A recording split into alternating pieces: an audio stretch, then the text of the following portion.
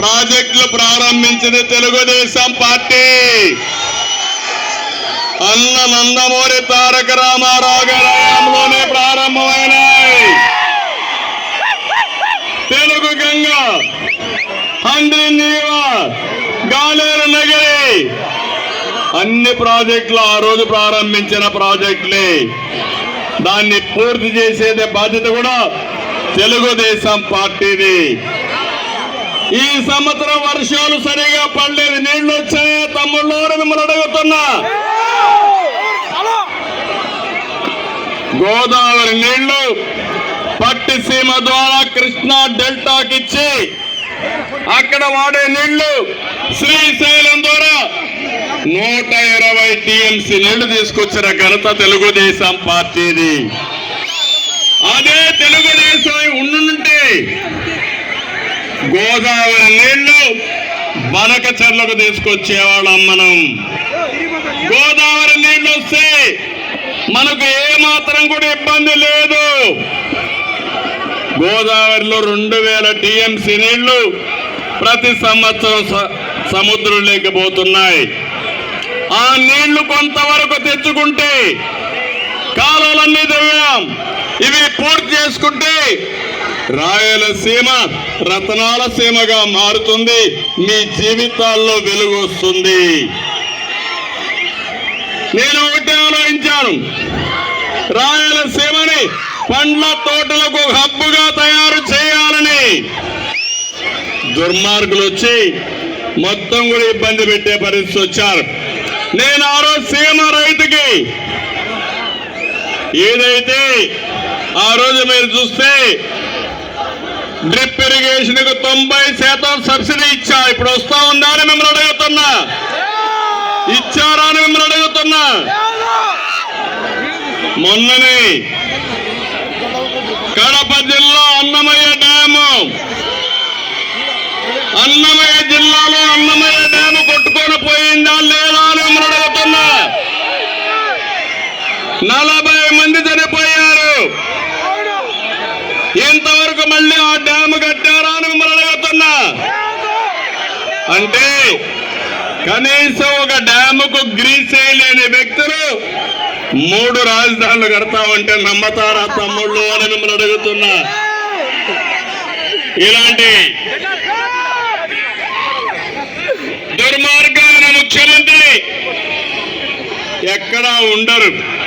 కనీసం అన్నమయ్య డ్యాము కొట్టుకొని పోయి 40 మంది చనిపోతే 450 కుటుంబాలకు ఇళ్లు కూడా కొట్టుకొని పోతే కట్టారా ఇండ్లు అని అడుగుతున్నా. ఇంతవరకు ఆ ఇండ్లు కట్టిన దాఖలాలు లేవు. కనీసం అందరికి 1 లక్ష రూపాయల చొప్పున పారితోషికం ఇచ్చిన పార్టీ, ఇచ్చిన ట్రస్ట్ వచ్చి ఎన్టీఆర్ మెమోరియల్ ట్రస్ట్ అని చెప్పి కూడా నేను మీకు తెలియజేస్తున్నా. నేను ఒకటే మిమ్మల్ని అందరినీ విజ్ఞప్తి చేస్తున్నా, ఎన్నికలు దగ్గర పడుతున్నాయి. జగన్మోహన్ రెడ్డి అబద్ధాలు పెరిగిపోతున్నాయి. ఆయన ఏం చదువుకున్నాడో నాకు తెలియదు కానీ కన్నార్పకుండా అబద్ధాలు చెప్పడంలో పిహెచ్డి చేశాడు. అవునా కాదా? అబద్ధాల కూడా అవునా కాదా? తమలో 10 రూపాయలు ఇస్తాడు, 100 రూపాయలు దోచేసుకుంటాడు. అదే జలగన్న పాలసీ. అలాంటి జలగ మనకు కావాలని మిమ్మల్ని అడుగుతున్నా. అదే బటన్ నొక్కుడు కార్యక్రమం. అనునిత్యం అంటాడు నేను బటన్ నొక్కుతున్నానని. నేను అడుగుతున్నా, నీ బటన్ నొక్కుడు కార్యక్రమంలో ఎంత దోచేసావో సమాధానం చెప్పమని అడుగుతున్నా. ఒక విషయం మీరు ఆలోచించండి, ఇదే రాష్ట్రం, ఇదే ప్రజలు, కేవలం మారింది ప్రభుత్వం మాత్రమే. నాడు లేని పన్నులు ఇప్పుడు ఎందుకు వచ్చాయి తమ్ముళ్ళు అని మిమ్మల్ని అడుగుతున్నా. ఇదే రాష్ట్రం, ఇదే ప్రజలు, నాడు లేని అప్పులు నేడు ఎందుకు వచ్చాయని ప్రజలు ఆలోచించుకోవాల్సిన అవసరం ఉంది. ఇంకో పక్క కరెంటు బిల్లు ఆ రోజు 200 రూపాయలు, ఇప్పుడు ఎంత తమ్ముళ్ళు కరెంటు బిల్లు? 1000 రూపాయలు. 5 రెట్లు పెరిగిందా లేదా? నేనుంటే కరెంటు ధరలు పెరిగేటివా? మీకు 1000 రూపాయల భారం పడేదాని మిమ్మల్ని అడుగుతున్నా. అది తెలుగుదేశం పార్టీ సమర్థత. ఇంకో పక్క 5 ఏళ్ళు ఒక్కరోజు కరెంటు ఛార్జీలు పెంచావా? మనం నాణ్యమైన కరెంట్ ఇచ్చావా లేదా? ఈరోజు కరెంటు కోతలు ఉన్నాయా లేదా అని మిమ్మల్ని అడుగుతున్నా. కరెంటు కోతలు, ఎక్కడికక్కడ ధరలు పెరిగిపోయి ఇబ్బంది పడే పరిస్థితి. మనం నాడు నాణ్యమైన మద్యం, మా తమ్ముళ్ళు కొంతమంది ఉన్నారు, సాయంత్రం అయితే శారీరక కష్టాలు మర్చిపోవాలని ఒక పెగ్గేసుకొని పడుకోవాలనుకుంటారు. అయితే ఈ ముఖ్యమంత్రి 60 రూపాయల క్వార్టర్ బాటిల్ ఎంత తమ్ముళ్ళు? ఇప్పుడు 200 రూపాయలు అవునా కాదా? ఎవరికి పోతుంది ఈ డబ్బులు? జలగన్నకు అవునా కాదా?